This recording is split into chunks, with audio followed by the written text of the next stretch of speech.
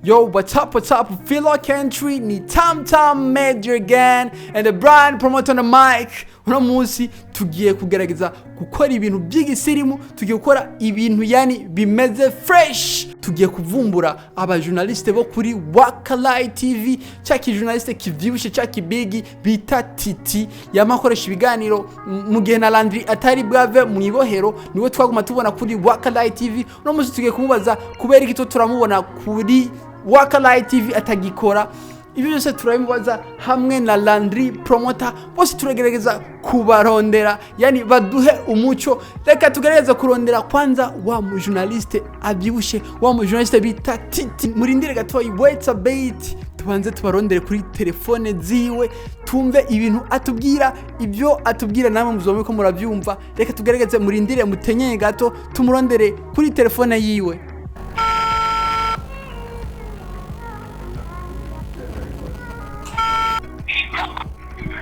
Yo, vipi bro? Ni nani? Bon, just urumva numuntu shaka tuyaga nenda gukeneye. Yego muri bande Nitwa Eric yani. Yego Eric wahe? Bon, mu bisanzwe bro, nari shaka tuyage kubyerekeye. Just je nturi Thiti basi. Urinde? Nitwa Eric brother. Mu mwanya reka tube turi kumwe na Landry Promoter, ibyo nawe ne ambwira tuzoba turi kumwe, twese tuzoba tuko turavyumva. Reka turondere Landry Promoter ku nimero zo za telefone.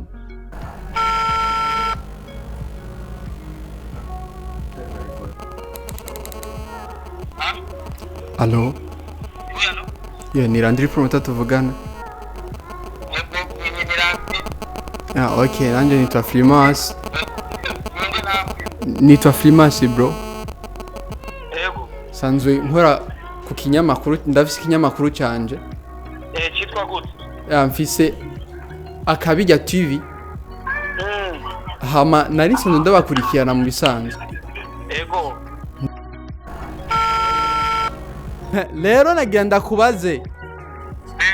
Kubera iki muri no minsi ntayiko ndakubona ko kare nahora ndakubona kuri Waka TV. Yego. Kuvigera Landry Promoter sohotse sindasubira kukubona, habaye iki? Habaye iki kuvigera Landry Promoter sohotse? Ntarasubira kubona ibiganiro byawe kuri Waka TV. Mbe kuvuva mu mpimba rwa rutipe ruvyibusha ukuntu sinzi ukuntu baguyita gahora rukora kuri Waka TV, ngo bamwita Thiti, rwagiye icyo nacyo ndabizi ko ushobora kuba ndabizi sinzi nta na kimwe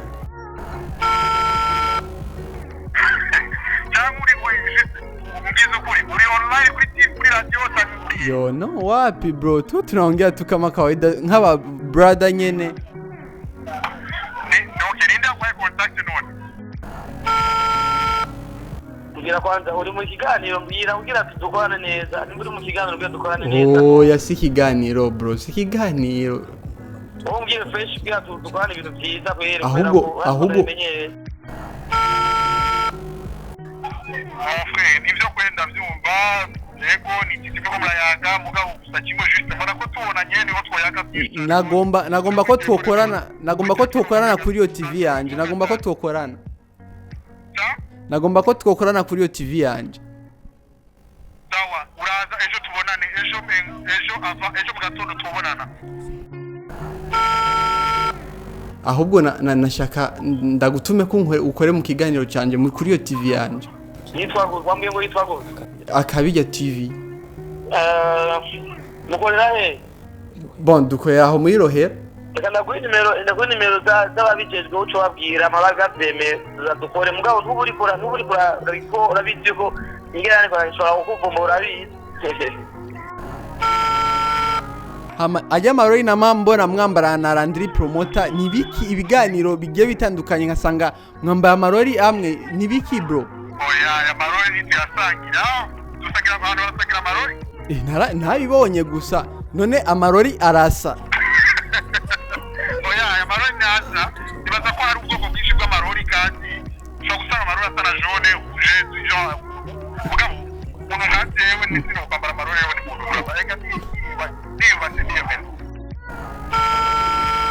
ashaka ndaba none muri Waka mufise amarori amwe asa kubera nawe ikiganiro wowe ukora uryambaye na Thiti nawe ikiganiro ciwe narakibonye umengo mwambara amarori amwe asa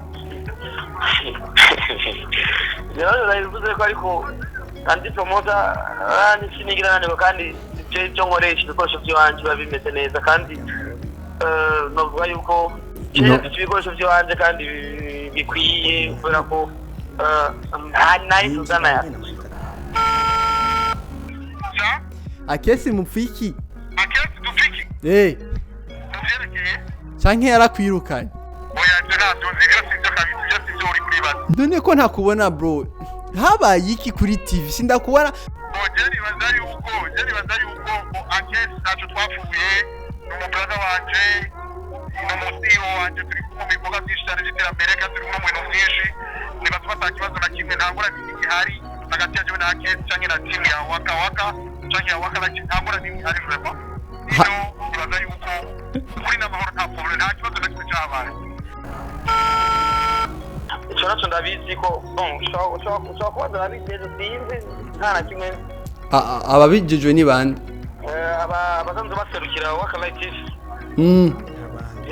nk'abande rero uri kumwe n'abande kwanza muri kumwe n'abande bon happy ndi jenyine woduha nimero zabo sawa reka ndaziba nukira uri message kubera ko mwari mwipfutse kino